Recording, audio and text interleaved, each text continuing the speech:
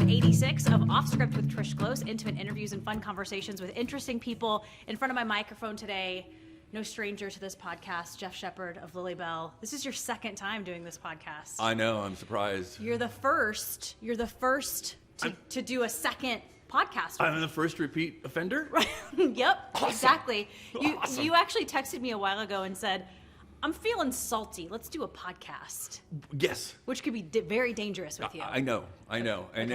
and then the time went on and it Yeah. just got saltier and crustier. Great. And and now it's like a week before Valentine's Okay. and you want to come mess with me. Okay. I do, yeah. In fact, I should probably, in the editing system back at work, I should probably make sure the bleeping tool works. I would. Okay. I would. Okay. You never know. Good to know. I guess I'll get a riff off the top of my head. Yeah, here. exactly. You came So- with no agenda, so that's really I frightening. didn't. Today is February 4th. This podcast will actually air next Wednesday Oh, on the 12th. on the 12th, right before. I like to call it VD.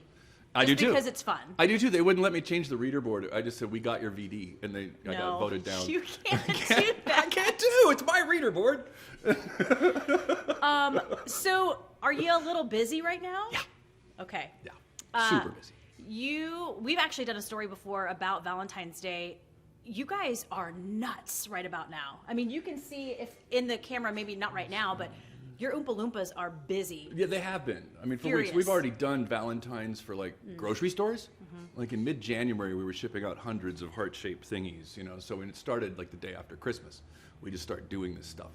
And now we have to focus on the retail and the internet. Right now, I'm getting slammed on the internet. And Right. I know when we get up, I'm going to go print more orders. So Yeah, yeah. Also, on top of all of this, you're a little short-staffed right now. yeah, that happens. Yeah. You can treat us like a restaurant. People come, people go. I mean, oh gosh, KTVL right now, we're very short-staffed. Are you so short-staffed? I feel it. It hurts. Like when one person is gone, it hurts. I don't have a shipping person. I know, that's what you said. I'm so sorry. Right now, it's just, I'm in the crux. There's ads flying all over the place. Yeah. It's a very difficult position during the holidays. And well, nobody can do it better than me. So Right. Do you ever That's my find job. you hire someone and they're so great at this job, whatever job you want them for, and then the whole time they're here, you're just like, please don't leave, please don't leave, please don't leave, please don't leave. Yeah, but I mean, like Dan's been here 15 years, and I say that every day. Do you? Well, sir, don't leave. Dan's the older one who is like your he's your master, right? Yeah. This couldn't happen without Dan. I mean, he came to me, and he had some chocolate experience, industrial chocolate experience, like Harry and David and Endangered Species. And he came to me, 15 years ago, answered an ad, and I was like, "You got chocolate experience?" He goes, "Yeah, I've been doing this." And I go, "You ever tempered it by hand?" No. What's the difference? It's a huge difference. Okay. It's just volume. It's not automatic. We don't have automatic tempering machines that we do it in very small batches. You do. And we pour our molds by hand. There isn't an injection line to just do it all automatically. Right. So it's all done by hand. We don't have depositors that fill all the little mold holes. You have to do it with a pastry bag. Mold holes. Mold holes. When you said endangered species, for a second I thought you were talking about Harry and David. You're actually talking about the chocolate. Yeah. Endangered. Yes. Yeah. Okay. No. It came to me. There's two. Yeah. There were two big chocolate plants here for a while. Yes. Yeah. Three. Endangered species was in Grants Pass, wasn't it? No, they were in Talent. That's right. They were in Talent. And they actually, part of their funds went back to wildlife. Yeah. Okay. Yeah. When John started it, it was a pretty good thing. He sold it years ago. Yeah. Dagoba was around too. Long time. They sold to Hershey's. They did, and now they've closed the plant in Ashland. Yeah. So there's none of that. None of that. Here. Yeah. Are chocolate shops a dying breed? Yes. Really? Yes.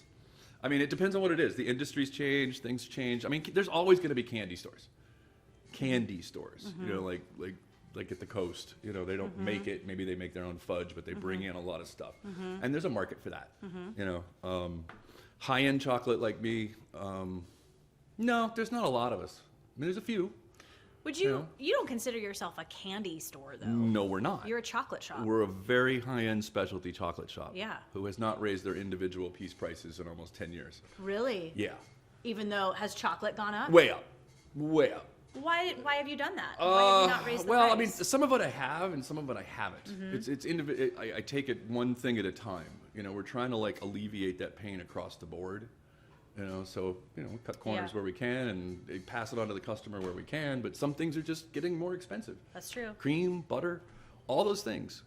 They're commodities and they fluctuate. chocolate too, right? Chocolate is a global commodity, so it fluctuates wildly, depending on availability and harvests and things like that. And then the spot price on the London Stock Exchange can go. Is chocolate, for the most part, fairly available? Cacao, right? That's We're talking about cacao. Yeah. Okay. It's available. I mean, it's a global commodity. There's a lot of scare stories about how, it can go through cycles. Like, I mean, Brazil used to be one of the largest producers in the world, and then they got witch's broom, they got this disease, and it swept through the entire country and decimated their cacao completely for 40 years. And it's just now starting to come back. Witch's broom? It's just a thing that makes the pods rot. Oh. It's a brown fruit disease, and it just kills the pods and kills the plant, and your entire plantation dies. And so there's like cacao growers in Brazil that just... Yeah, they went away. Yeah, they went away. And now new generations have come along with new hybrids that are resistant to those diseases, and Brazil's coming back a little bit. Oh. But it goes in cycles. It depends on where it is. Like cocoa farmers in Peru have had to move to higher elevations because it's getting too hot. The lower elevations were droughting out, and they had to move their plantations up.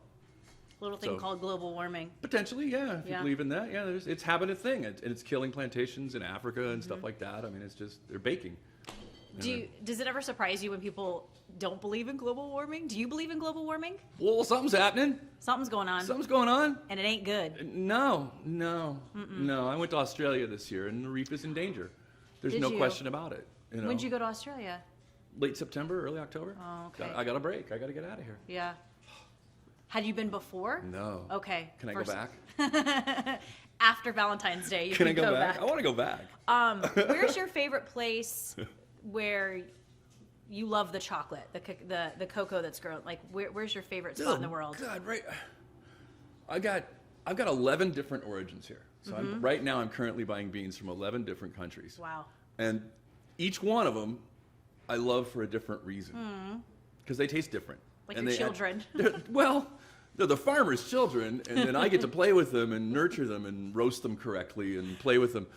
And it just depends on what I'm in the mood for, I mean, the Peruvian that we use, and we've been dealing with the same co-op in Peru for 12 years, something like that. Those beans are super fruity, and they're really nice. I mean, so you eat a piece of it, and it's just got this bright, chocolatey flavor, and it's really good. And then there's like the new beans I got from Colombia recently, and they're much more chocolatey, like nutty, but they have this like burnt orange caramel background. It's really neat. Crazy. Yeah, and there's these beans that I got from this little co-op in Ghana that taste like toasted coconut, and it's just cocoa beans and sugar. That's all we do to make the bars, but you can taste those other things in there. That's so cool. Yeah, it's really neat. Super cool. Did you ever watch any episodes of Portlandia? Yeah. The episode The safe word? The safe word. Cacao's their safe word. Yeah. Cacao. It's not very safe here. No. No, it's a danger word. Yeah. Here. If that was your safe word, no work would ever get done. Nothing. No, because we scream it all the time. Yeah. Do you really? Yeah. Like an expletive? Yeah. Cacao! Cacao! Oh, that's great. So Valentine's Day, you guys, like you said, were pretty much, I mean, for the stores and retail, for the grocery stores, you're kind of that's dwindled. Done. Yeah, that's dwindled. So what will you see the week of Valentine's Day? Madness. Will you? Yeah. Who? Mostly men? Women? I would everybody? say that the ratio of men to women goes way up from my regular clientele, right? And then, like, the busiest days of the year, since we moved into this location 12 years ago, are always the 14th. The 13th, too, but the 13th and 14th combined are just phenomenal. They're like monthly gross sales in 2 days. Yeah. You know. You have men going, oh, cacao, it's Valentine's Day. Yes. They come raging in the door sometimes with, waving $100. Will this get me out of the doghouse? You're like, yes. Yep, it sure will. Yeah. Didn't one year you had like you were open a little later on Valentine's Day? Yeah, I've done it every year. Okay. Yeah, I tend to, people dwindle, the staff goes away, and then I leave the lights on for another hour and a half, And But one year I had beer ready, So great. Couple six packs in the cooler. Guys come in all frantic at like 5:30. Oh my God, you're still open! Yeah. I'm like, chill, have a beer. It's gonna be okay. Let's talk. It's gonna be all right. It's gonna be Get all you right. what you need. You are open right now, so you do have customers coming in and out of the shop, and they're looking over at us, going, "What? I don't know what's going hell on is over there." happening?" No, it's just they're regular customers. Yeah. He knows what he wants. Okay. He's okay. Perfect. Yeah. Okay. So are you relieved when Valentine's is over? It's a temporary over because I already have purchase orders for those same said grocery stores for bunnies and eggs. Oh gosh, I forgot. Easter's coming up. It's already here. Oh, you're already working on Easter? Well, we're lining up what we have to do. We're keeping count of all the bunnies and eggs that are coming in and going, as soon as we get back on Monday the 17th, all the heart molds go away and all the bunny molds come out, and we start trying to fill purchase orders that are lining up. And the voodoo bunnies too, right? I'll get around to them. Okay, for anyone who doesn't know what those are, how did you come up with that? You didn't come up with it? No, one of my employees did. When we take bunnies out of molds, sometimes the ear breaks off. Sometimes when they're vibrating to get the air, there's an air. You take it out, there's an air bubble. It's like removed half his face. It's all thin. You touch it, and it goes, "Ooh, oh, gross! Okay. It's got a hole." Well, we had a few of those lying around. And this girl that used to work here sat down with like the colored cocoa butter, and kind of did this thing, and then took an X-Acto knife and kind of made a hole and painted the hole and made it really gross. Really gross. Yeah, and then, like took a dark bunny ear and like glued it to the white chocolate bunny's mouth and went, "That's cool." And it sat in the kitchen. And one day this guy was tapping on the glass. He's going, "I want to buy that." And we kind of looked at each other and went, "It's not a bad idea." Yeah. Because we break a lot of bunnies. Right. We can remelt them, or I can just reconfigure them. And now they've taken on a life of their own, and they're like zombie bunnies, right? And people love them. I know. It's crazy. People are weird. Tell me about it. I'm the guy who has to gouge out their eye sockets. I know. I got to sit there and like decapitate bunnies and do this thing, and it's kind of creepy. I don't know what's more worrisome, you knocking out bunny eye sockets or the guy going, "I want that." Both. What's wrong with you, man? Both. I can only do so many in a day, and then I'm kind of like, ugh. Right. I've spent too much time on that one. How long have you been doing this chocolate? 17 years. Since the farmers market in Ashland and Medford and Grand Which Pass. is really cool because I've been at Channel 10 for 17 years. I was thinking about that before you came today. I was like, yeah. now she's like the woman about town, and I think I remember her as like the morning girl. I was, yeah. Dumb and young and coming in here and harassing me for like some live shot Please. at 5 a.m. And I'm like, oh God, no. Right, Who is this chick? Yep. Do you ever feel burned out? Do you get burned out? Yeah. Oh yeah. Ask any small business owner in the Rogue Valley. Do you ever get burned out? Does it happen? Sure. Things add up. I mean, our busiest season is October through Easter. And by the time that's done, we're all exhausted. Yeah. We're all just like, oh my God. I need a break. Yeah. Yeah. But you don't really get one. You have to take it. You have to mark out the time and plan ahead and go, I'm leaving for these 2 weeks or 3 weeks or whatever. I have to do this. And Dan does it. He's like, I'm going camping on this week in August. I'm doing it. I doing have to. I'm out of here. Well, and you guys too. I mean, over the years, you're not some quiet little chocolate shop. Martha Stewart at one point, and that was like the end. It was like almost like the end for you guys. Like that's it. That was when we had to make lavender caramels every day for the rest of our lives. Right. And that's great. I mean, it's not. It's people often think, oh, it must be so glamorous, and it's this. It's not. It's production work. It's work. We're making thousands of bars a week. And they all have to be wrapped in foil, and then they all have to have their little label on. They have to be consistent. And and the product has to be consistent, which the kitchen knows. And the customer has an expectation, so it has to meet that and exceed it if at all possible. And so we're always trying to just keep that high quality edge together. It's a lot of pressure, man. It can be. I mean, down the street, you've got a little place called Rogue Creamery. Right. That just, I don't know, what was it? World's best cheese. Yeah. And so, like, right here on this little block, you guys, I mean, you're killing it. We're killing it. But it's a lot of pressure. We got a lot of, I got a beautiful write-up in the Wall Street Journal for Christmas this year for the smoky blue cheese truffles. Right. And it was an article about chocolate. That was like, somebody wrote it was about chocolate A to Z. And they gave us you. When I got the email, I was like, what? Well, it's for umami. So I got the trendy buzzword of the year for food. That's right. For my blue cheese truffle. Yeah. And we've sold a lot of them since Christmas. It's like, oh yeah, blue cheese truffles, right? We've been doing those for 12 years. Finally, somebody got it. When you answer the phone now and it's like, yeah, this is Martha Stewart's assistant, or this is so and so from the Wall Street Journal. You're like, yeah, what do you want? Yeah. At that point, I mean, are you there at this point? No, I'm like, okay. Do you want samples? What do you want? I got to go back in the kitchen and make chocolate. I don't have a shipping person. I'm busy doing orders. What do you want? Oh, man. How many shipping orders do you have right now? I don't know.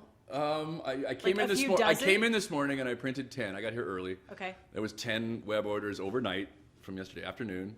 And some of them are significant because we have free shipping on over $100, so people are doing $250 orders, which means, they want one of every bar we do plus lavender caramels and a custom box. They want to pick their pieces out of the case. So you spend your morning trying to read that thing and going, okay, 2 of those, 1 of those, 1 of those, 1 of those. You put it all together and you put it in a shipping box, print their label, and out it goes. So my UPS table's, already half full this morning. Mm-hmm. It's got a big pile on it. I didn't even think about the custom box. That's kind of a pain in the ass. Yeah, it is a pain in the ass, but people really like it. If I take it off, which I did when they did the blue cheese thing. Anarchy. And then I get emails, what happened to the custom selection? You have people yelling cacao in the streets. I turned it off because it's hard when we're busy. All right. But then you turn it back on because they're your regular customers who live in Akron, Ohio, or wherever, because we have a lot of fans across the country. You do. I recognize their names. They have accounts. I can see them. That's amazing. Yeah, same people every year, buying lots of stuff for the holidays. Doctors and all these people. I just interviewed Tim Keller, Chef Tim Keller. Yeah, I know Tim. Yeah, so we talked about you, actually. Oh, no. A little bit. Actually, I've talked about you in the last 2 podcasts. Hold on. Before Tim was Jake Almaros from Kaleidoscope Pizza. Jake? Yeah. I love Jake. He doesn't say he's a deadhead. Okay. Thank you. Yeah, all right. Yeah, he has this standoffish, I'm not really a deadhead, except your entire business is the Grateful Dead. Pretty much. It's every piece of artwork on your walls. It's awesome. I talked to him, and he hadn't seen him since the late 60s, early 70s. His last show was in 1970, I think, or 69. Yeah.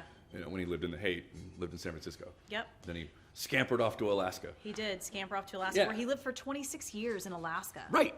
Crazy. Right. So when was their last show? With all of them? Well, I don't know. They did that Fare Thee Well thing a few years ago. Yeah. 2015, 14. I don't know when they did that. I don't know. It was in '95. That was the last time the Grateful Dead played before Jerry died. Right. And then there have been all these offshoot bands since then. All the surviving members have either gotten together and done something with other people, or they've gone out separately with their own solo bands and done things. And I've seen all of those. What are your thoughts on that? Keep playing the music. Whatever. Okay. Please spread these songs far and wide. So it doesn't annoy you that they're that not John together? Mayer's their new guitar player? Right. Not anymore. Not anymore. You had a moment with that, and then you're like, I'm good. Okay, like Sarah over here, working Sarah. on my story, she's a big fan of John Mayer. So because of him, she now knows Grateful Dead music. That's a win. That is a win. That's a win. When you put it that way, that's pretty awesome. Right? But there are some bands that will get together and they get a new lead singer, and you're just like, ugh. Yeah, I'm not going to see the new Queen. I'm not going to do it. Yeah. I don't know his name. The new singer for Journey, I believe. Did you hear that? It was a CBS story. I think he's Japanese. It's always Steve Perry. It always will be. Leave him alone. And I don't even like Journey. I got in so much trouble from Steve Perry one time. Oh, God. Really? Oh, God. What happened? I was a program director at a radio station, right? In Hawaii, I ran this radio station. And I had a bunch of shows on. And I'm not a big fan of Journey. Okay. So I would pre-record things in digital format so I could drop them into shows. And I did this thing and I recorded it. It was brilliant because it was seamless, and it was the start of Journey song, on vinyl. And then there was this horrible needle across the record. And then there's this thing from a Monty Python record where they're screaming, not this record, not this record, not this record. And then we drop it into some Dead Kennedys or something, just go straight to punk or something like that. And we did it a couple times. It was a shtick. Right. And he was vacationing on the island one time and he left a voicemail. No. Yeah, my station manager, she goes, "What'd you do last night?" I go, "Why?" She goes, "Come in and listen to this voicemail." And it was Steve Perry from Journey going, "I heard this DJ on your station start to play a song of a band I was in." That's funny. Oh yeah, I was like, "Oh, wrong audience." Yeah. Whoopsie. Oops. Well, I mean, in a bazillion years, did you ever think Steve Perry would be in Hawaii listening? I mean, to my show? Well, with only 3 stations, you didn't have much of a choice, but In Hawaii? Yeah. Okay. So what radio station was? I didn't know you did radio in Hawaii because you worked at a restaurant, right? I did that. I went over as a chef, Yeah. and then the hurricane wiped that out, and then I did all kinds of million things, and went back to cooking, and then sitting and ran a bed and breakfast. And while I was doing that, these guys I knew were trying to start a community radio station, and get the funding, and and they did it. Okay. They did it. and we got to put KKCR, Kauai Community Radio, on the air. Nice. And through all of their Machiavellian politics, they were all killing each other by the time it got on the air. Mm-hmm. And I was just volunteering. And so when the program director was being ostracized, I go, I'll do it.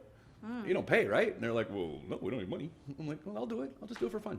No way. Yeah. Well, you're a music guy. I'm a music guy. Always have So, been. like, one of the guys a couple of the guys on the board of directors were serious rock and roll guys. I mean, like road managers. Mm-hmm. They've been in the industry for a long time, so they have a million contacts. Yeah. So we were able to, like, our fundraising fund drives, like all these little stations do, we would just get the coolest shit. I mean, all this autographed Tom Petty stuff and Bob Dylan stuff and Grateful Dead stuff. No way. Sure, absolutely. And we could, hey, for a $50 donation, I'll give you a Tom Petty autograph, with a guitar strap. That's so cool. Yeah. So we were able to raise good money and keep it on the air. Mm-hmm. And when I started, we had like 25 CDs on the wall, and we built this giant rack on the wall. And when I left, it was overflowing on the floor. Because I could call up record companies and go, hey, I'm the program director at KKCR, and we've got this show that really could use some of this in our library. And they'd be like, well, the hot thing on the charts right now is this Limp Bizkit. How many spins a week do you think you can give that? And I'm like, oh, I don't know, 40? Because I have one DJ that might play it in his 2-hour show once a week. Right. I'm like, maybe 30, 40 spins a week. Oh, that'd be fantastic. What else you need? And I go, well, you are this record company. You have the entire Allman Brothers collection, right? Yeah.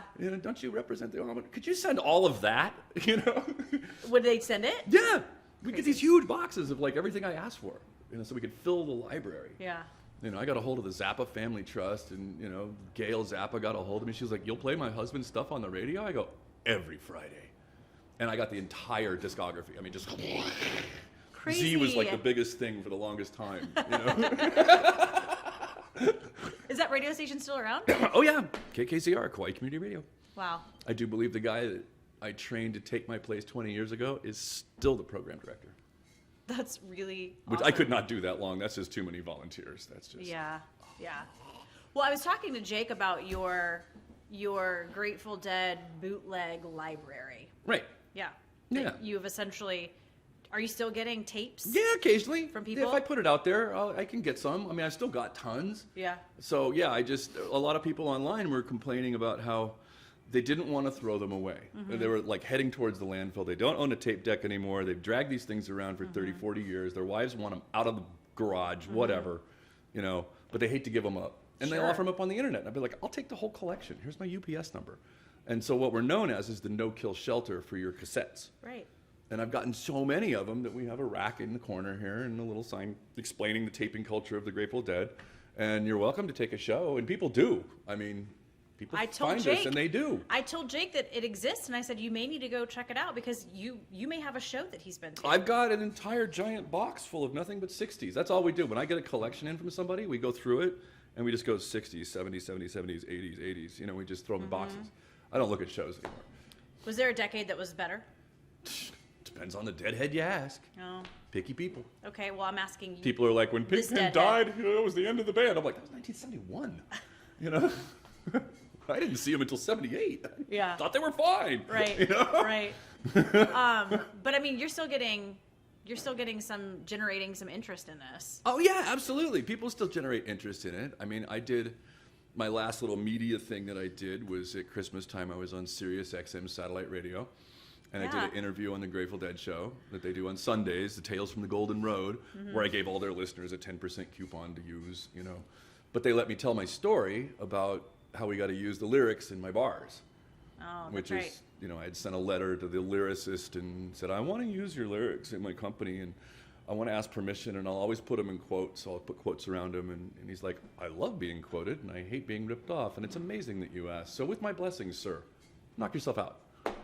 And so that's why we have a Dark Star bar and a Sunshine Daydream, because Robert gave me permission. That's so and cool. People have come after me, right. Peripheral people, hey, how did you get permission to do this? This is was a copyright infringement. I go, take it up with Robert. Yeah. But he died in October. So. I don't know. Isn't it funny? Hopefully his wife lives long enough to tell people to off. Jeff's cool. Oops, did it again. Sorry. It's all right. I'll get to know the bleeping tool in my editing system very well after this podcast. It's all good. What is it about Grateful Dead, you think? They're the greatest band in the world. says... Sorry, I'm a deadhead. You are, but I mean, what is it about? What is it about them? What was it about their shows? Well, they're always different. They could be absolutely... I mean, I've seen 15,000 people all get chicken skin at the same time. All of us, including the band. Just because the music was so like... It's hard to explain. If I had to explain it to you, you wouldn't understand. You're I mean, that's right. one of the things we have to say is just sit here, listen, get it, or don't. It doesn't matter. They were a collective consciousness of musicians that could play the best improv in the world, and every jazz player that ever sat in with them went, "Oh my God, they're the best jazz band I've ever played with." Yeah. Except they're playing this Americana country, sometimes really deep acid space, whatever. It's hard to explain. I mean, I'm musical, but I'm not super musical. I played piano. I was in choirs all of my life. You sang. I was. And the hardest thing for me was harmony, singing harmony, because your ear gets stuck on one kind of melody and that's what you want to sing. That's what blows me away about Grateful Dead is the harmony and how it was so easy. It was like breathing. They sucked at it. What? They're terrible. I thought they were great at harmony. Well, the only time they hit that stuff ever was when they worked really, really hard at it on like American Beauty and Working Man's Dead. Those two albums from like 69 and 70 are actually pretty good vocally. Yeah. But you did not go to Grateful Dead shows for the vocals. That was just no.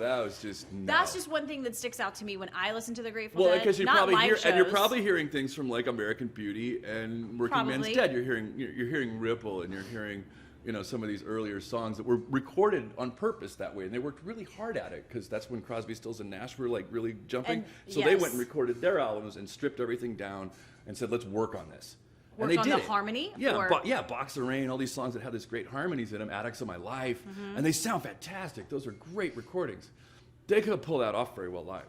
Okay. That just wasn't part of the deal. Right, but as you said, that's not why people like you loved them. No, it wasn't. No, the lyrics are great. I love Robert Hunter's writing. Some of it's just great. It's just ambiguous enough, but has enough of that. Like a lot of their themes are like gamblers and American mythology. A lot of these songs, even though they were written in like the 60s and 70s and 80s, they encompass themes that are like 1800s America. There's this thing that like card players, and, there's old drunks, and there's this stuff that kind of permeates and bubbles through it that makes it sound like it was written in the 1910s, 1920s. Yeah. But it's not. Right.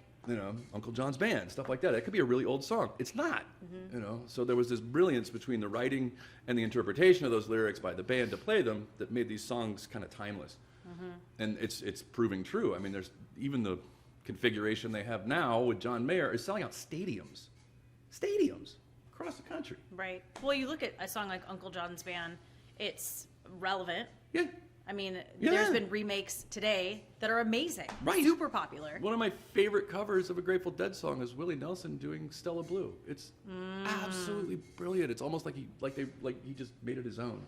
Right. Just like Jerry Garcia could make Bob Dylan songs his own, way better than Bob Dylan did it. And there's songs that just kind of permeate and capture a person, and the singer and the songwriter says, "That's mine. Yeah. Let me interpret this." They just perform it and better. It's wonderful. Yeah. Oh yeah, sometimes. Sometimes. Particularly with Dylan. Well. Who I love, but yeah, great. Do you think Bob Dylan was a better songwriter than anything? Well, yeah, by far. Because I mean, you than hear a performer. Yes. And I've seen Bob a lot. But you hear Bob Dylan singing Bob Dylan songs, and you're like, oh, that's good. And then you hear someone like Joan Baez or someone else singing a Bob Dylan song, and you're like, whoa, whose song is that? Yeah. Right. It's almost like he wrote All Along the Watchtower just so Jimi Hendrix could do it, right? Yeah. It's just like, wow, is that Dylan song? Because that's amazing. I mean, sometimes that maybe it's knowing your talent, knowing your strengths, right, sticking to it. Right, there's a great Dylan song that I love. It's Visions of Johanna. It's a great song. I think Dylan's version of it is just not, it's not. But boy, Jerry did it, and it was just like, wow. Yeah. That's great. You can feel it, What are you listening to these days? Everything? All kinds of things. Let's see. I just got my tickets for the Drive-By Truckers in Portland, whom I love. Okay. Great I've band. never heard of them. They Drive-By just Truckers? released their 20th album, the Drive-By Truckers. Wow. You can go back and start in 1999 and work your way forward. I will. They're one of my favorite American live acts right now. What kind of music? I don't even know what to call it. Okay. They got pigeonholed into Southern rock, but the guy who runs the band says nasty things when you tell them that. Ooh, okay, don't. Yeah, okay, I'm from Alabama, but it ain't Southern rock, and yeah, we're a rock band from the South, but we're not Southern rock, so don't do that to us. Mm-hmm. And they've always written these like, I love their songwriting. I just think it's got this American feel, very Southern in its aspect and its outlook, but it also has this self-deprecating side to it. At the same time, topical. Like, you know, they write songs that are ripped from the headlines. Now, currently, their last album and this one are also ripped from the headlines, where they've lost a lot of fans because they're paying attention. Uh-oh. Hard. Well, yeah, the new song making the rounds on their album that dropped last week. It's called "Babies in Cages." Okay. So they're not afraid. Referring to like referring to the detention centers at our southern border and putting babies in cages. Yeah. And there's another one called "Thoughts and Prayers." Okay. It's about gun control. Okay. So, I mean, they're not afraid. They're not afraid to, yeah. And then they're losing fans because people are actually because the southern rednecks went, pay no! attention. Wait a second. Why are you being so political? And they're like, didn't Yeah. you listen to our album in 2000? It's extremely political. Yeah. You know? Yeah. It's, you know. Oh, a lot of bands are doing that right now. They should. Artists have a right to speak. You know? They carry a fan base if they want to carry it. And if people don't want to buy their records, don't buy their records. Yeah. You know? Don't go to their shows. Don't laugh at me. I watched Taylor Swift's documentary last night on Netflix. Oh, I hear it's good. It's great, actually. But she talks about that, I think it was 2018. Yeah. She went political. Yeah. On Twitter. Yep. And huge. And not, you know, she essentially, the candidate that she did not want to be in office eventually made it Marsha into office. Blackburn, I know who right. she wanted. Okay. Yeah. But what she did do was send maybe 50,000 people to get registered to vote. Right. So, Right. I don't know. I consider that a win. It's a thing. There's an organization, interestingly enough, that I support and I really like. It's called Headcount. Mm-hmm. Headcount's great. They register people to vote. Yeah. They have tables at all the concerts, particularly all of the rock Right. and roll concerts Yeah. that I like to go to. Right. So Headcount has a table at, you know, Grateful Dead shows, and it has a thing at all the festivals around the summer. All of jam bands and hippie bands, they all support Headcount. And it gets people to register to vote. Yeah. Because it's a thing. You should do it. Right. You know? Well, in the documentary, she highlights when the Dixie Chicks were in Paris, I believe, and said the thing about President Bush being from Texas, and they were essentially blacklisted. Completely. I mean, that was pretty much. You could say that was the end of the Dixie Chicks. It was the end of any airtime they're going to get. Right. Yeah. And I mean, you could argue that 1,000 different ways. Like, they shouldn't have said it, or it's their right to say it. But I mean, at the end of the day, like, Say what you want. That's how politics works. Say what you want. I mean, I just don't know why, just because you're an artist, just because you're a musician, you can't say that kind of stuff. Well, unless it's... You have to well, no, you can say whatever you want, but there are people who may disagree with you who have more money and power than you. True. So they might just, put the sticks to you. Right. Which we've seen happen. And then, but their proponents will get boosted. They get the big appearances and they get the thing. It's Right. whatever. Yeah. Just play. Yeah. There's this huge uproar that I've seen over the last few days about the halftime show at the Super Bowl. Oh. Mm-hmm. I thought it was beautiful. I thought it was fantastic. It was great. And the uproar, what are you reading? That they were too sexy? Yeah. Okay. Yeah, That's what except I've the been guy reading. last year who ripped off his shirt, Yeah. know? Yeah. Yeah. This double standard gibberish. These women didn't have wardrobe malfunctions. Also, Shakira's 43 years old. J-Lo is 50 years old. Yeah. I read somewhere some lady was like, if I could rock that bodysuit, I'd be going to the grocery store in that every single day. In it. At 50 years old. Right. Yeah. I just don't. Yeah. I don't understand. I was in a room with women over 50, and they're all like, I can't do that. Yeah. I mean, I was watching it going, yes, this is amazing. Mm-hmm. I mean, and J-Lo's daughter was on stage at one point. So it's just fine. It was better than most, Do you think we're too sensitive? I just think everybody has an agenda. I'm not sensitive. It's double standards and hypocrisy rule. Right. My other thing too is I don't know when did it become okay to just that's my opinion. That's my opinion. And it's like it doesn't mean you're it may right. be an opinion, but you're factually incorrect. And so I reserve the right to mock you for that. I'm sorry. Here are the facts. These are actual facts. This is a proven thing. Your opinion is just that. It's an opinion. Here's the truth. Right. You know. I think you have a magnet over there that says that. Just because you're... Oh, wait. That's the one. Just because you're offended doesn't mean you're right. That's right. That's such a great quote. It's so true. You can be offended all you want. Doesn't mean you're right. Right. I mean, right. I don't know. I offend people all the time. I don't mean to. It just seems if we could just calm down a little bit and just be like, that's your opinion. That's fine. This is my opinion. That's fine. Let's... It would be lovely, but human beings are tribal. We came out of the caves as little tribes fighting each other over meat. We just want to fight? We just want to fight. We're a virus, and we're just, we're infecting everything on the planet. We just want to fight. We just want to fight each other. We've killed all the animals, so now we got to fight each other, Like, right? I guess. We're not chasing down lions with a spear. Now we got to say, well, you have more than I do. I want yours. There's all kinds of problems out there, and humans are we're just another organism on this planet that probably won't survive, but Well, I'm perfect, so... Well, that's fine, and that's your opinion. Doesn't mean I'm right. Doesn't mean you're right. Doesn't mean you're wrong. Right? Your standards of perfect are, they sound like somebody else I know. Right. What is your guy behind you? He was just scraping off all sorts of yummy, delicious chocolate. Does that get recycled? Yeah. Okay. Yeah. This little pile of little scrapings right here. Yes. That'll just go back in and get remelted. He's just cleaning the molds. So he's shaking. He's filled up a chocolate mold. Those are the molds that he was painting earlier. He was I saw him doing that. Yeah. hand coloring each little tiny hole by hand, and then he filled them with tempered chocolate. And he's let them sit, and now he's scraping off the stalactites because he hung them upside down to dry. And it's got just the right temperature so we can scrape it off. I mean, this is constant. Yeah, it's constant. And then he'll set them down. He's going to refrigerate a little bit. Then he'll set it down, and he'll take the pastry bag full of whatever they're going to fill it with and through every hole. Do your Oompa Loompas eat chocolate? Every day. Do they? They're not sick of it? Are you sick of it? No, I eat a piece every day.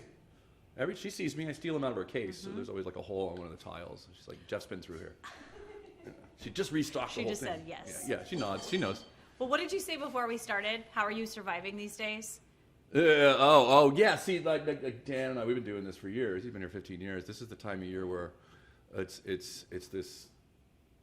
really incredibly unhealthy because we don't sleep very well because we're so stressed and busy. Oh my God. So it's just massive amounts of caffeine. I mean, our coffee consumption goes way up here.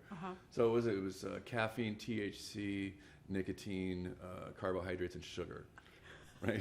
That sounds glorious. It's not glorious, but it'll keep you running hard, and you will just keep moving your hands and you won't stop because you got to have something to do with all that energy. Yeah. You have to. For sure. You got to find that right balance. So wait, what does the THC do? It takes Does it the edge bring off the caffeine. Yeah, Okay. It's poor man's speedball, basically. We can't do cocaine and heroin. It'll kill you. You can't. I mean, it's just, you will not live long. You won't. You won't. Just won't. You just won't. Right. And THC in what form? I don't care. Oh, it doesn't matter? We don't care. Yeah. Yeah. Okay. I don't know if we've mentioned that before, but my thing about legal weed, and I know it's an industry, and there's always blah, blah, blah, Yep. blah. No, grow it in your backyard like zucchinis. Oh, damn, I grew too much. Here, help me. Everybody, it's an a plant. interesting It concept. should just be grown. Yeah. Just grow it. Do you think we'll get to that point? Yeah. Yeah. Yeah, to a certain extent. I mean, you got, some cities put it in. Oh, you can't grow pot in our city limits. Okay, that's fine. You don't need a big farm, but they're beautiful little plants in a potted plant too on your porch. And if you nurture it correctly, you can smoke out of it. Whatever. If you want to smoke it, or you can cook it, or you can whatever. Yeah. The whole point is do what you want with it. I don't know. I don't know what to say. Okay. I'm a stoner. Just wanted to ask. I'm an advocate. Ooh. Brie Malarkey, she has Sun Bree's God. Botanicals? Yes. Thank you. She kind of relates it back to prohibition, alcohol prohibition, and that look at how readily available alcohol is now. Right. And that we'll get there. We'll get there. It's going to be there. Yeah. And, the prices have gone like this and down, and fortunes have been made and lost in this valley, and people getting, look what happened to the hemp. I was going to ask you about that. Look what happened. What are your thoughts on all the hemp fields? The smell doesn't bother me, but I don't like the ones that are all moldy and rotting on the hillsides because they couldn't get them harvested. That's kind of gross. I mean, you can see the mold. Yeah. A lot of people lost a lot of money. I don't know. It just seems like it was too aggressive. We went too fast. Everybody saw like dollar signs, and they lost dollars on it, and that happens every time there's a boom and bust kind of thing. and only the well-financed and only those people are going to make it through it, and that's just how it happens. I mean, it resulted in some suicides last year. I heard, and that was very disturbing. I was like, oh my God, you did not put all of your life savings into this, did you? Yeah, yeah. And it just seems like one of those things where people saw this great golden opportunity, another green rush, which we had in cannabis as well. And there's abandoned farms all over the valley where people dump millions of dollars to grow pot, and then the market's not there. And so those, Well, and two, you're having, it's so polarized as far as people who were 1,000% for hemp, let's grow it, getting everything that's positive out of it, and then there were people who were just like, I cannot stand all of these hemp fields. Right. And I understand that. And here's my argument, and I think a lot of people have missed the point. A lot of people who are advocates for hemp, and I'm one of them, as a use, not the CBD, the fiber, the oil. That's not the hemp they planted. No. That's the hemp that we need to grow en masse on this kind of acreage. Yeah. And there would be money in it, and it would put paper industries, it would stop cutting down trees. Plastic. You can make plastics out of hemp. That are biodegradable. Right. It's got this great use, but that's not the hemp we planted in this valley. They planted the little short stubbies with the big beautiful buds that look like THC cannabis and smell like it, but don't have the high. Yeah. So I think it's one of the greatest hoaxes played on people is that they convince them that smoking rope is okay. Gives you a headache, doesn't really get you high. Right, exactly. What you should do is grow it in nice tight clusters with really 12-foot stalks and harvest it and harvest the fiber. Because you're harvesting the stalk. And that's the seed. What they want. Yeah, you want the stalk. Yeah. Yeah, that's hemp. To me, that's hemp, right? Okay. That's what we should be growing en masse across the United States in large quantities, like we used to. Like rope and paper and all these things. All the oil paint, all through the 1800s and up into the 1900s was made with hemp oil from the seed. And then Standard Oil developed oil paint that we now use on our houses, and they abolished that. Crazy. Yeah. Well, I interviewed the king of hemp. Okay. Who used to be the king of pot. Oh. He was one of the biggest pot smugglers on the West Coast in the 60s. Okay. Now he's the king of hemp. This is his life. He says hemp can and will change the world. It can. And listening to him, I believe him. Just the things that he said you can do with hemp. Yeah. Clothes, shoes, wallets, plastics, paper. Right. But none of what was grown here can be used for any of that. Right. Because there's no fiber to it. It was all grown for the flower. So a rethinking, a realignment, a reatonement of what this plant really can do and really take care of things. You can make ribbon out of it. There's just so many things. These bags would not be paper. They would be hemp paper. Yeah. And it can be done. And it's cheap to grow, and you can do it in certain climates. You can do 2 crops a year. You can get a lot out of the same land. And it's a nitrogen-fixing plant, so it doesn't deplete soil. It actually draws all the nasty things out of the soil. It's a heavy metal uptake. It'll clean your soil of heavy metals. Yeah. There's nothing. It's all win-win-win. So more people. Yeah, I know. Well, we are open for business. It was funny. One of your customers who was in here earlier didn't even notice the camera. She was like, "Oh, camera." It's funny how people are just like so in. Well, look, they just go straight to the case. Tunnel. Yeah. Well, they don't care about us when pretty, there's like shiny, chocolate everywhere. Shiny, pretty. Yeah. Well, I think it'll be interesting to see this year. I guess what's planted. Let's see what happens. Yeah. Some people are very successful in it. They got it down. They know where to send it and do it at the labs, and they're doing it, and it's fine. Yeah, I interviewed him. I guess he planted marijuana, grew marijuana for years, and now he's growing hemp, and so he's just really, really good at it. Yeah. And his, plants were this big and bushy and green. Right. As opposed to like the 17-foot tall, big, beautiful smoking buds they used to grow. Yeah, you can get, it doesn't have to be all that big. You can plant later. Yeah. But it would be interesting to see if we do start growing the hemp that it you won't use happen. for products. No, you don't think so? I think they're doing it in Colorado. I think they are. Yeah. And a couple other places. The places where it used to go. They could do it en masse in Tennessee and Arkansas and all these places, but politics. Indiana could grow it like crazy. Ditchweed, basically. North Carolina grows it really well. And just big long stalks, and then we'd kick other people out of industries. And I don't think the Koch brothers and Charmin would like that. See, They're not going to make Charmin from hemp. So you can't wipe your butt with hemp. But hemp you can. toilet paper. Right, I was just going to say, couldn't you? I think you could. I think you could make something just as soft and cushy as a Charmin. You know? I think that's a scientific goal. You guys get on that. And then you'd have the little Charmin bears in the commercials. Yeah. Hemp But they'd be more like paper. Grateful Dead dancing bears, at that point. Yes. I think we're on to It's a something. new product. All right, I'm going to call I want Charmin. to cut. I'm going to call Charmin right now. Yeah, okay, right now. good luck with that. Okay, so you brought your guitar. I did. Are you I gonna always sing? have my guitar. My guitar's sitting in my office. There's 3 of them. How many in do there. you have? Guitars. How many pairs of shoes do you have? Oh, easy. A lot. Okay. So you have a lot of guitars? I've always had gas, which is guitar acquisition syndrome. That's right. So cheap guitars, expensive guitars, mid-range guitars. If I like to play it and it sounds good, I'm going to own it probably. Okay. If I want to. Electric and acoustic. Electric and acoustic, doesn't What's matter. what's your favorite though? Do you have one? Is it like asking you what's your favorite chocolate bar? I did.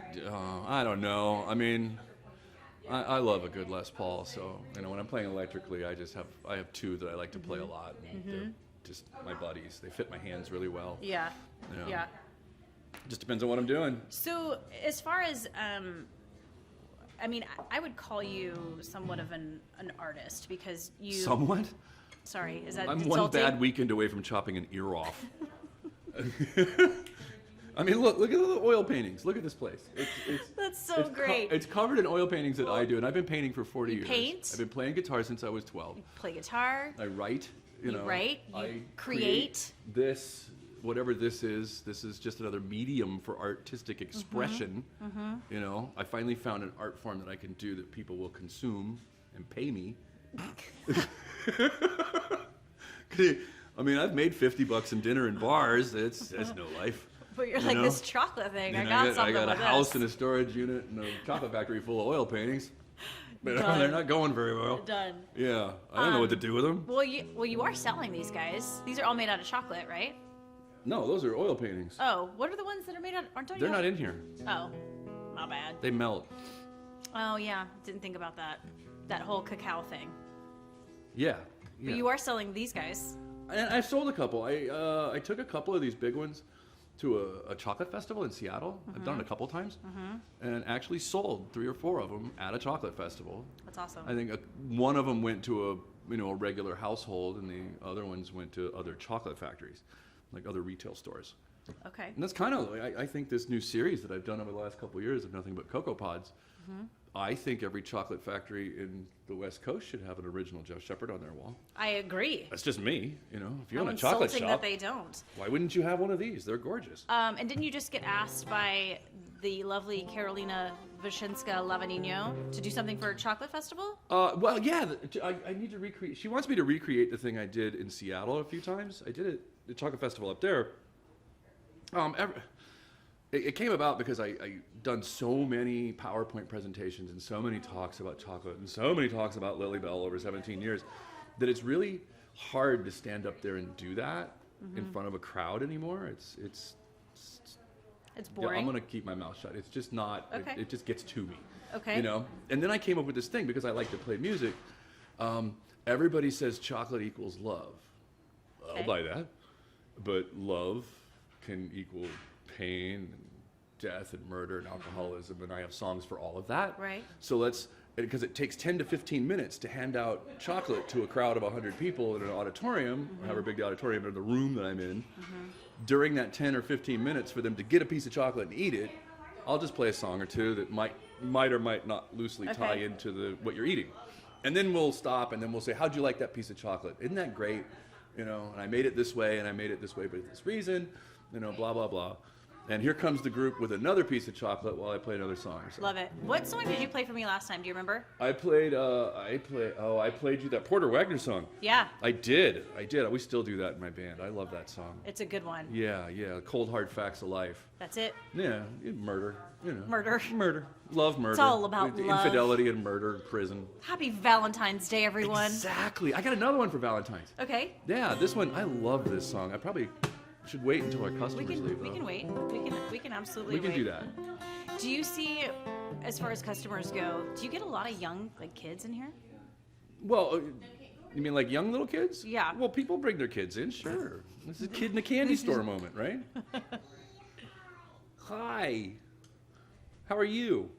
What's your name? Kira. Kira. Hi, Kira. Hi, Kira. I'm Jeff. Are you picking out chocolate? Do you like chocolate? Did you like chocolate as a kid? I didn't. I did. Did you? I did. Yeah. It's a possibility that I was meant to do this. Because my mother tells this story about how she ate like a whole bag of like Nestle chips and then went into labor. So Stop. I was born with like these chemicals pumping through my veins, you know. That's a great story. That's true. If it is, you know, well, my mom tells it. A whole bag of Nestle chocolate chips. Yeah. And then out comes Jeff. Yeah, boof, Here I am. jacked up on chocolate, just ready to go. You know, and so chocolate kind of found me. I mean, I found it. It found me. Yeah.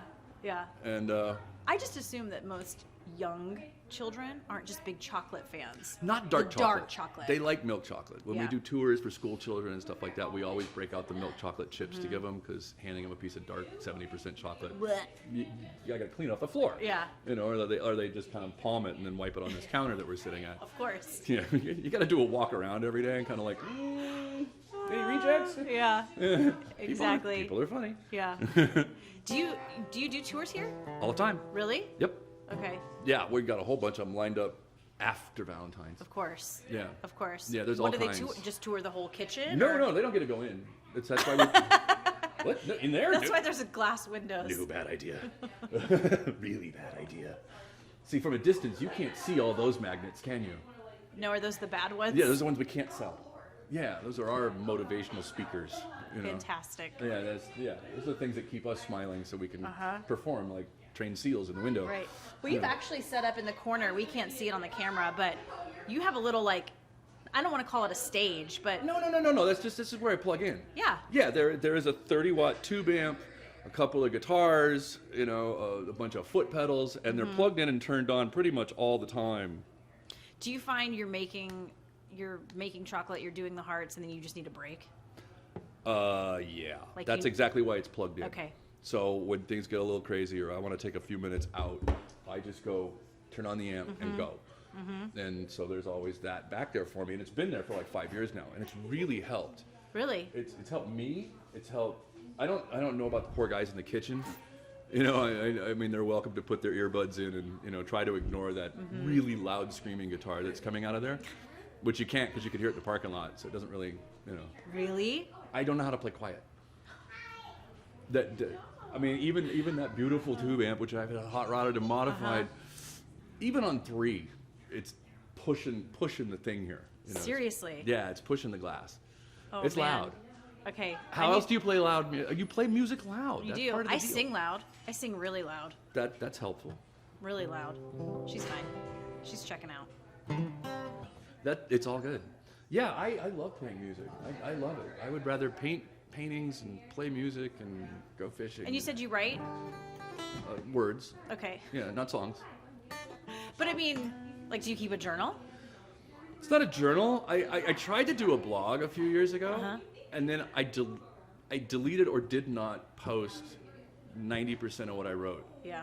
Diatribes and long things, Yeah. and realized a business associated blog is not where this needs to be. So I haven't really pushed it any more than Yeah. that. I mean, there's, you know, files and folders of stuff. You know, what to do with them. I have a friend who thinks I should collate them into a book. You Maybe know, so. I there's- think it's writing for me is therapeutic. Right, and I get off on it. I mean, I you know, writing these things out, and then I finish, and I read it, and I laugh, and go, I can't publish that. Right. I can't. Right. That's not appropriate. I've told my husband if I die, the first thing you need to do is burn all of my journals. Just burn them. Just burn them. Yeah. Straight up. Just Please. leave no evidence. Leave Please. no trace of this whatsoever. Well, it's just very personal, right? So Can be. I mean, I almost wanted to publish it as called Chocolate in the Raw. You know, because it's pretty raw. You know, and a lot of it has to do with the industry of chocolate, the things I've seen go down over 17 years, and the attitudes that have changed, and the way it works, and the cutthroat industry, and yeah. all the marketing hype behind products that aren't there anymore because it wasn't honest. And you know? and I'm sure all of the bad chocolate that's out there, right? There's a lot of bad chocolate out there. There's tons. Yeah. There's tons. Yeah, there's a lot. Yeah, there's a lot. So, I'm your only repeat offender? My only repeat offender, and mostly because I felt like you reached out, you said you were feeling salty, and I was like, we got to take care of this. We got to take care of this. Well, I don't think there's an easy fix. Even Okay. hiring a new person isn't going to be an easy fix. It's a 3-month training to get them up to speed, and then Right. they stayed 9 months, and then they leave, and I'm like, back to square one. Yeah. Let's invest some more time in this, and that's okay. I'm willing to do it. Okay. We've been here a long time, You have been. and we're not going anywhere. Good. We're really good at this. Damn it. Uh-huh. We make really, really good chocolate. Yeah, you do make really excellent chocolate. So, yeah, I had this other thing. It's like the perfect love song. It really is. And I thought, this is perfect for Trish's show before Valentine's. I got lucky on my birthday. My wife reluctantly let me have my way. She said, this is for you. Do what you must do. Let me know when you're through.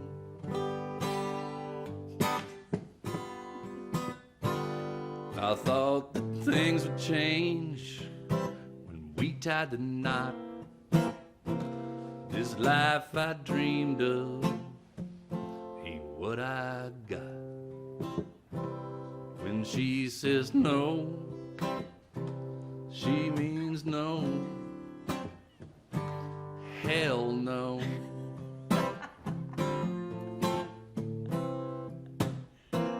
I couldn't get laid when I was single. You threw me in a woman's prison.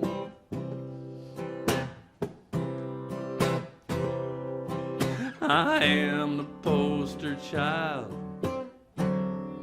for total rejection.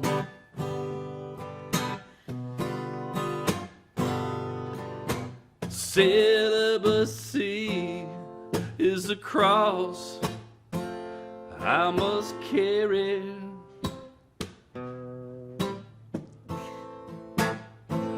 I couldn't get laid when I was single,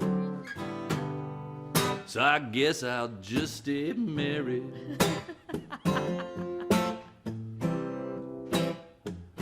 I got a bulldog,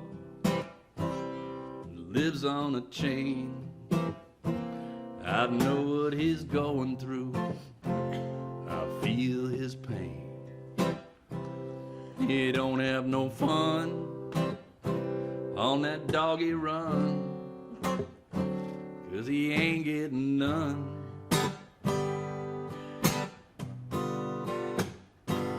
He's got potential, he could break free, but he's on a short leash, just like me. He goes through life with hungry eyes, watching bitches go by.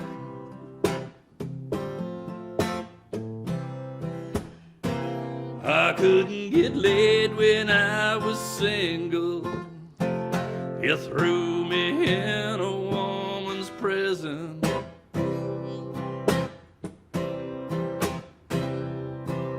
I am the poster child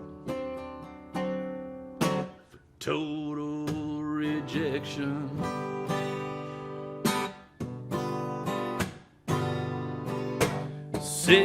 Celibacy is a cross I must carry.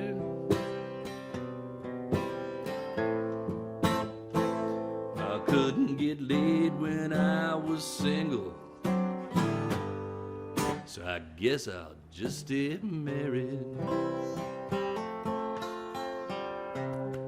Yay! Where on earth See? did you? No, that's a Paul Thorne song. I didn't write that. Oh, God, no. No, I was saying, where did you come across this song? I like this songwriter out of Texas named Paul Thorne.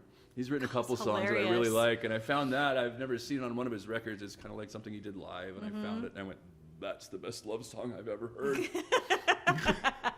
It I reminds must me- learn that. Have you ever heard of the Giesenslaws? No. Okay. Looking it up.